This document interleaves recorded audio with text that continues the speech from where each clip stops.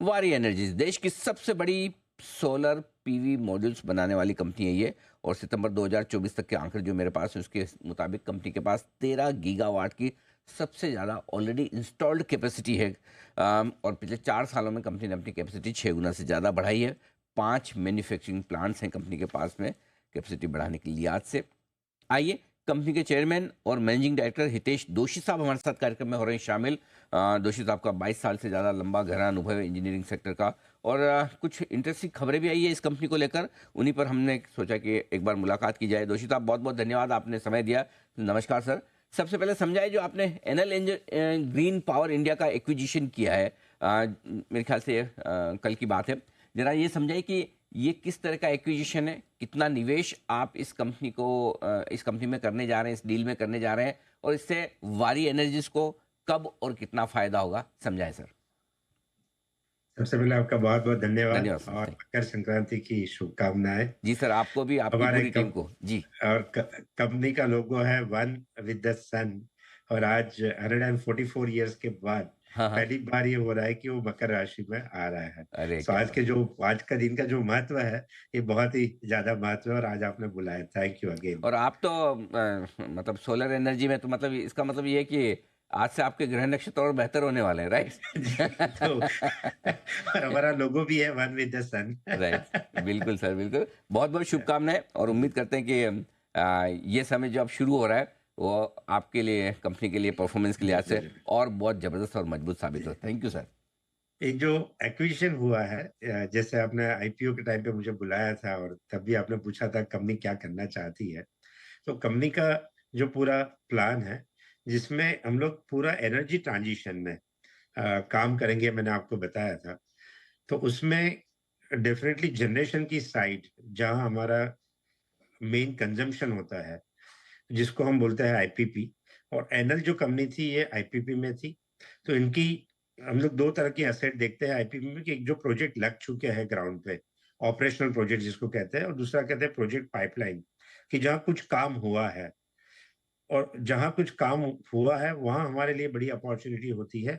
जो हमारी कंपनियां हैं, जैसे वारी रिन्यूएबल टेक्नोलॉजी है, तो वहाँ हमारे लिए अपॉर्चुनिटी होती है ईपीसी करने की।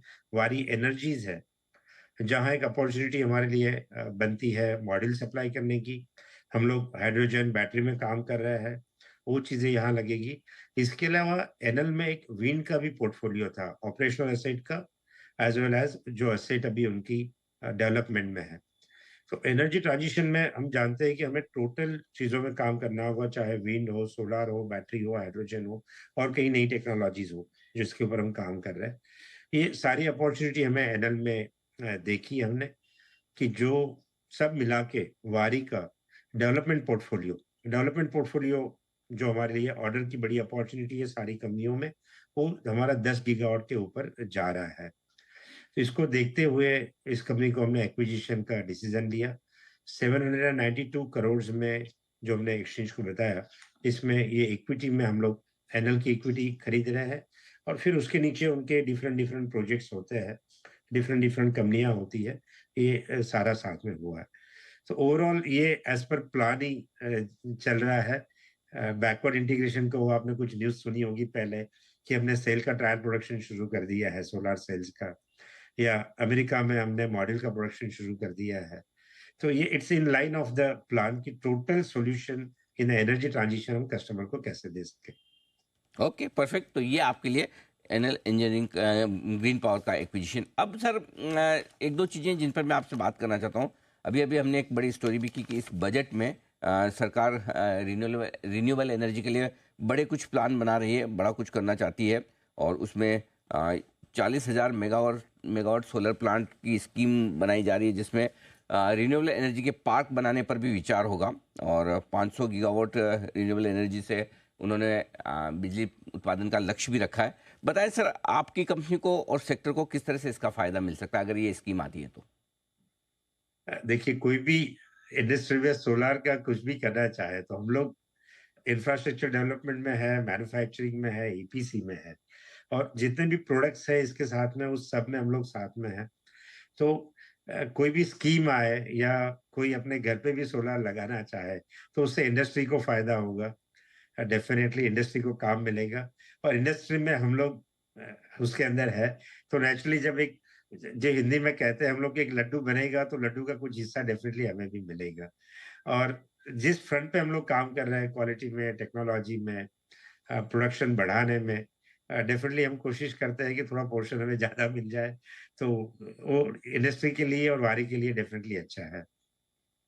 दोषी साहब ये भी समझाएं कि इस वक्त ऑर्डर बुक कितनी है आपकी और ये ऑर्डर बुक पूरी करने में कितना वक्त लगाएंगे सर आप? हमारी नॉर्मली एवरेज ऑर्डर बुक वारी में कम से कम 2 साल की होती है और वो आज भी हमारे पास वो ऑर्डर बुक है अगले 2 साल के लिए।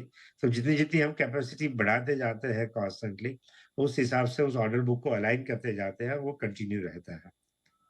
अच्छा, एक चीज़ और बताएं कि जो थोड़ा-सा लोगों को डर लगा था कि ट्रम्प साहब इलेक्शन जीते हैं, तो उसके बाद उनका फ़ोकस अमेरिका में थोड़ा फ़ॉसिल फ्यूल पर ज़्यादा रहेगा, शायद रिन्यूएबल के लिए थोड़ा मुश्किल आए। ऐसे कोई संकेत हैं क्या? यार ऐसा हो सकता है, कुछ संभावना है इसकी?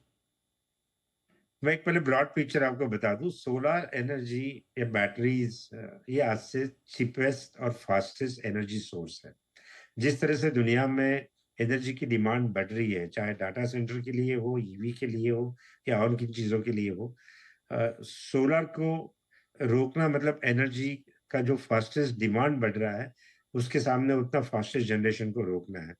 और ट्रम्प साहब की बात करें, तो अगर उनके राइट हैंड हमारे सोलर के बादशाह बैठे हैं इलॉन मस्क वहाँ पे, तो हमें ज़्यादा चिंता करने की ज़रूरत नहीं लगती है। और जी। थर्ड बात मैं वारी की कहूँ तो वारी ने जैसे बताया कि हमने वहाँ ऑलरेडी यूएस में प्रोडक्शन शुरू कर दिया है, तो हम लोग मेड इन अमेरिका में भी वहाँ पे काम कर रहे हैं। हुँ, हुँ। तो तो आपका तीनों चीज़ों को अगर आप टोटल मारे, ओवरऑल हमारे लिए हम लोग देख रहे हैं कि ये अच्छी सिचुएशन बनने जा रही है। तो आप कह रहे हैं कि आपने अमेरिका में भी प्रोडक्शन शुरू कर दिया है, प्लस आपका ओडिशा में जो एक्सपांशन था, वो भी पूरा हो चुका है? दोनों हो चुके हैं पूरे, राइट? नहीं, वहाँ काम चल रहा है और इसकी जगह हम लोग मतलब वहाँ जो शुरू होता है ग्राउंड वर्क और इलेक्ट्रिकल वर्क, ये सारा काम चल रहा है वहाँ पे। परफेक्ट। अब और नई कैपेसिटी कितनी एडिशन करने पर आपका काम चल रहा है? और अगर साल 2 साल का जो भी आपका व्यू है, आप एक अनुमान देना चाहें, आपकी 6 गीगावाट से आप और कितनी बढ़ाना चाहते हैं? 13 परफेक्ट, 13 गीगावाट, गीगावाट। साढ़े 13 जी, गीगावाट प्रिसाइज़ली जो जी, आईपीओ के टाइम पे भी जी। हमने बताया था मैन्युफैक्चरिंग में, तो वो 13.5 से हमने 20 का हमने बात किया था और वो 20 हम लोग इस साल में, इस कैलेंडर ईयर में डेफ़िनिटली कंप्लीट कर देंगे।